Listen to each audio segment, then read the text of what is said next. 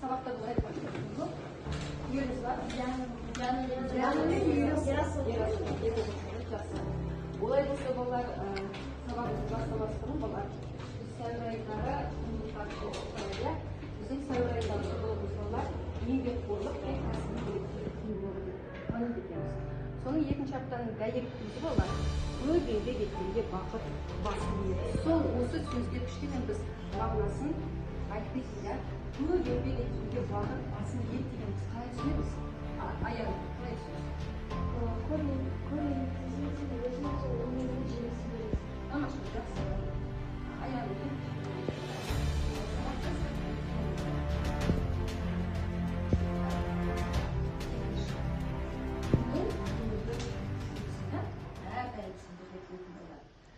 яғни аспаның ашық болсын әрдайым.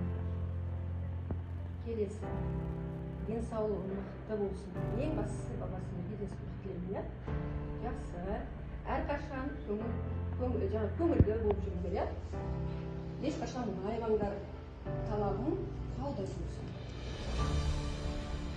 Ата-ананың іші бол әрдайым.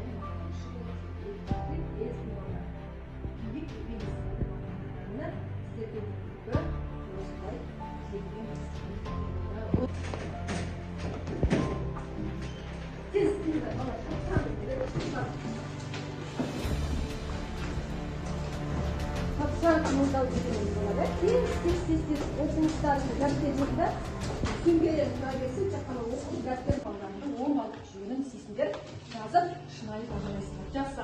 Ал сізге емес сәттіліктеймін. Үйде қандай тақырып берілді? Кәні, қолымызды көтереміз, толық тақырып айтып шығамыз. Қандай тақырып берілді? Толық айтайық, қандай тақырып? Назар хан тұсындағы қазақ хандығының сіңіртті саясатын белгілеу. Балалар осы тақырыпта біз бастапқы түсінген болатынбыз, иә? Түсіндік балалар. Сол бойынша мен сендердің білімдеріңді тексеріп көрейін. Яғни, мынау дөңгелек айналу барысында мен сіздерден сұрақ жауап алуды көріп отырмын. Так, бастаймыз, кеттік. Так, ашылсын балалар. Так, бірінші сұрақ кеттік ал. Көріп тұрмыз Так, кеттік ал бірінші сұрақ. Хақназар ханның сыртқы саясаттағы басты міндеті қандай? Олар болмар. Басты міндеті қандай? Хақназар ханның сыртқы саясаттағы басты міндеті болмар. Дина.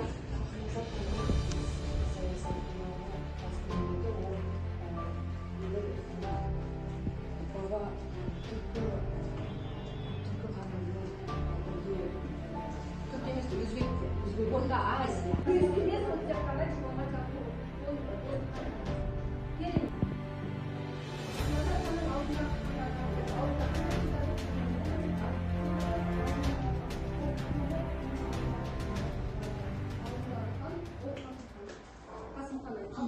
Қасым ханның балалары.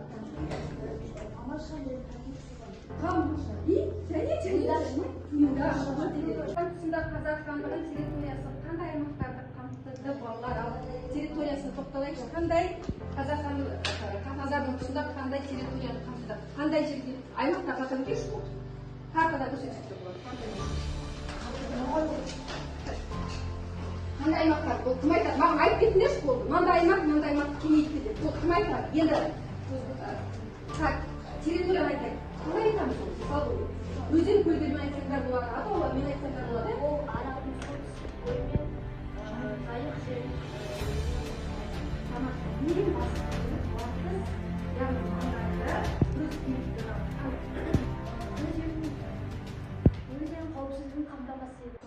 Дұрыс мың. Тапсырманы орындайтын боламыз. Так, 1538-1580 жылы билікке отырған хан атаймыз. Оқушылар ұлттық ойларымызды еске ала отырып келесі тапсырманы. Ақназарға 2 сағатта берілгендіктен екінші сабағын өтуімізде Ақназар ханның хан сөзінде қазақ саясаты екінші сабағымызда әрі қарай жалғастыратын боламыз. Оқу мақсатымыз балалар. Өтетін боламыз. Бүгінгі оқу мақсатымыз қазақ хандарының мемлекетті нығайтудағы рөлін анықтау және олардың сыртқы саясатын талдау. қазақ хандығын қайта күшейту тағдыры маған бұйырды. Сол себепті мен билік еткен кезеңді тарихта қазақ хандығының қайта жаңғыруы деп атайды. Менің басты мақсатым бытырап кеткен қазақ ру тайпаларын қайта біріктіріп, мемлекеттің тұтастығын сақтау болды. Хақназар хан ол қазақ елін ол деген біріктіріп және қамтамасыз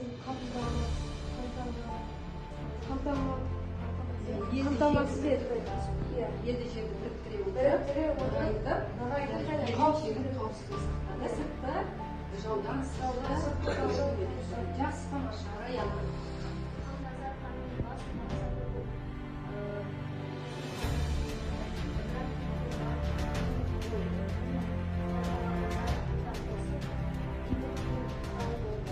бұл басқа хандармен өзі дипломатиялық қарым-қатынас орнатып білді және керек жерінде әскери күшті қолданды. Қосатындарыңдар ма? Мына жерде тұлғаны қарасаңдар балалар. Бұл кісі яғни Абдалла хан қай мемлекеттің билеушісі еді? Бұхар Абдалла екі Бұхар ханы. Бұхар ханы деп отырмыз Өзбекстанның жері, Орта Азияның жері, Қазақстанның қандай шекараға. Міне біз шекаралас жатқан Қазақстан болатын болса, міне Сібір хандығы балалар. Ресейя шекаралас. Жалпынан бәрі Ресей болар. Орта Азия жері, соның ішінде ең қатты Орта Азия өзбектер Ташкент ханы екенін, Ташкент ханы Баба Сұлтан екен. Моғолстанның көш жатқан ең қатты жаңағы күш көрсеткен сауда-саттықтың болуына рұқсат берді. Сонда Ресей мен Қазақстанның бірге қосылуы Ноғай ордасының не істеуі құлауы болды. Ноғай ордасы екіге бөлініп, міне Ноғай ордасы осы шекаралас жатқан Батыс Қазақстан еді, екіге бөлінді. Яғни жартысы Ресейге қосылды, жартысы басым бөлігі Хақназар ханның тұсына қазақ хандығына қосылып кетті. Сонда Ноғай хандығымен Ташкент және Бұхар хандығымен негізгі достық қарым-қатынас болды. Ал соңында Баба Сұлтанның қолынан Хақназар қайтыс болғаннан кейін таққа 80 жастағы кім келеді екен? Яғни немере туысқаны Шайбани әулетінен келген Шығайхан келеді. 80 жастағы 16 ғасырдың ортасында ненің арқасында еңбектеніп болса, талмай еңбектері, сабанлық пен еңбектің арқасында жерін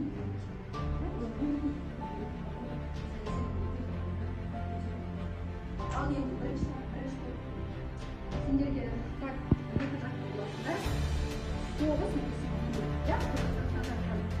Соғыс бірінші үшке бөлініп аласыңдар, екінші шабытта, біреуін даттайсыңдар, біреуін жақтайсыңдар, біреуін соғысты жақтайсыңдар, біреуін бейбітшілікті жақтайсыңдар. Қалай өзінің билігіне жетті деген сияқты қысқаша. Яғни чат-GPT-ге салып, жаңағы кесте толтырасыңдар ма, жоқ, кестені маған толтырасың, өздерің білесіңдер, чат-GPT салсаңдар ма, салмасаңдар. Яғни соғыс деп екіге бөліп қоясыңдар, соғыс бейбітшілік қалай жетті. Сөйтіп, дәлел сөздермен, дәлелмен, фактілермен келтіріп айтасыңдар. Уақыттайсыңдар. Респектіге қарайсыздар, екінші топ бала, сарапшы ай.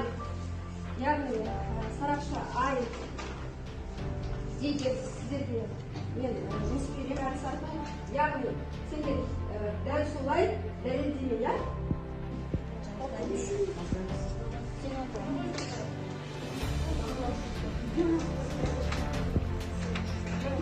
Ал енді топтық жұмыс жасайды.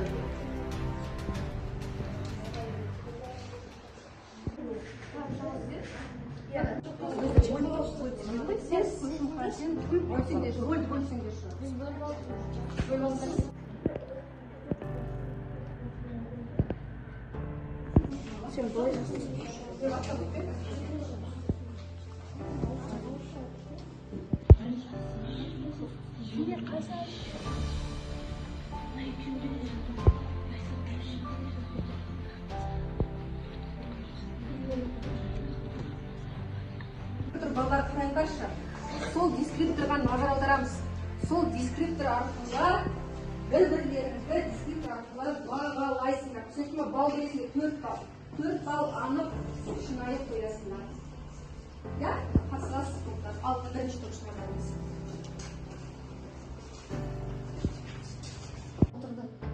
Хақназар хан мысалы ноғай ордасымен келіссөз жүргізді және ол соғысты болдырмауға тырысты. Қорыта айтқанда, Хақназар хан тек қана соғыс жөнінде өзінің ақылды саясатымен елді қорғайтын. Ол басқа елдермен келісім жасап,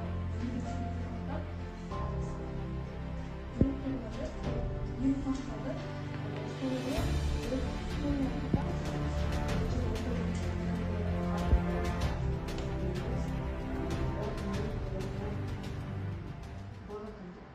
Қанша бағалайсың, қандай бағалайсың? 4 па, 3 па, 2 ма, 1 ма? 3 бересің, өйткені толыққанды олар несте толыққанды айтылмады. Өйткені 2 бағытта 2 бағыт түсінбеді, бұл бірінші топ түсіне алмады. Яғни 2 бағыт командаға бөлініп, сендер біреуін жақтап, біреуін жақтап, біреуін батыр қолбасшысы, яғни дәл хандығына қосты. Сонда Хақназар хан ноғай ордасымен соғыс жүргізген кезінде ол қазақ хан өзінің ноғай хандығының көптеген жерлерін қазақ хандығына қосуға тырысты.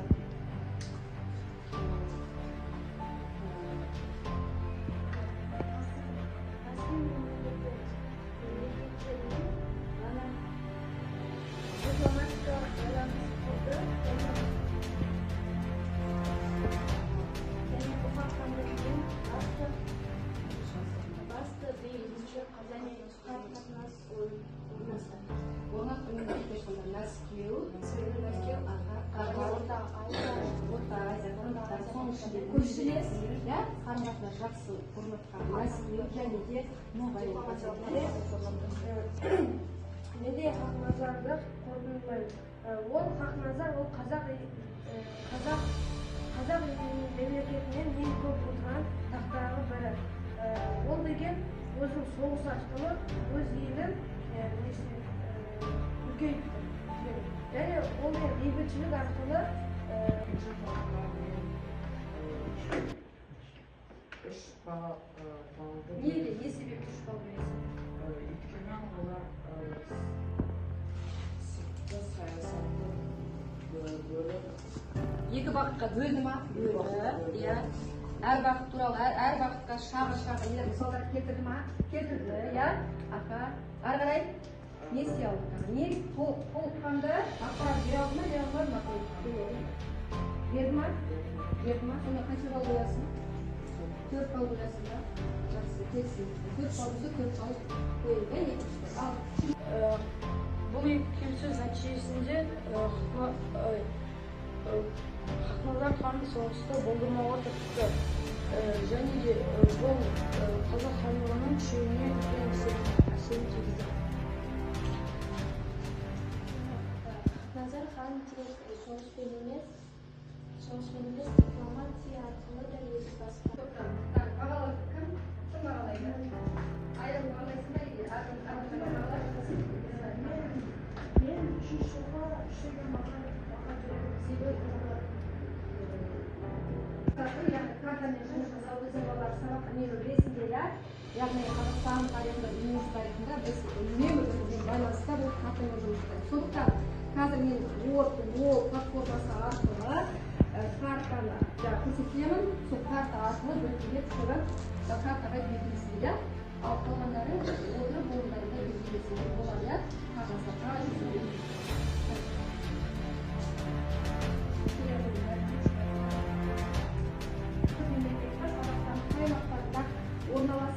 орналасу, егер көрші болса көрші мемлекеттердің орналасу бағыттарын көрсетіп кетесіңдер, иә? Ал бірінші Абдымәлік келе ғой. Қалғандарымыз неге? Кескін картаға өздеріміз түсіреміз бала, иә? Ташкент. Тоқтат. Мына жақтан жөн шықпайды. Қай жаққа барасың? Осы жаққа барамыз ба? Жақсы, дұрыс сақа, дұрыс болды. Ақа рахмет, дұрыс сақа. Бәріміз ұста бермейміз.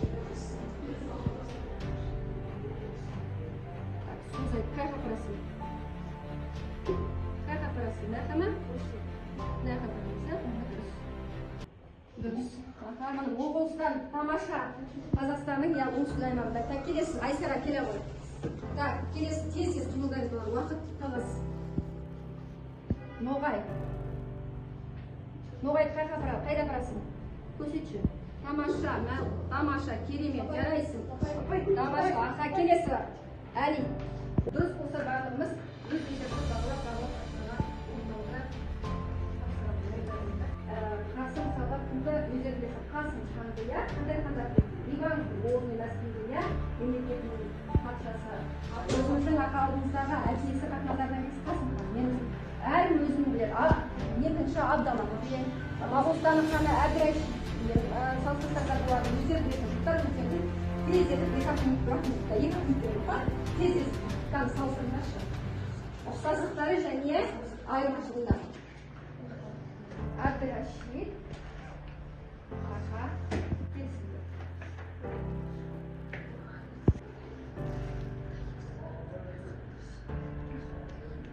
1580 жылғы өмір сүрген сол деген қазақ хандығынан ең көп тақта отырған хандардың бірі. 2 жыл отырған.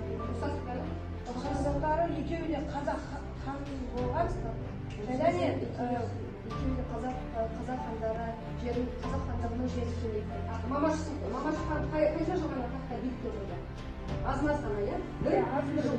Ал Қасымхан арайына тез-тез бұл, арайына тез.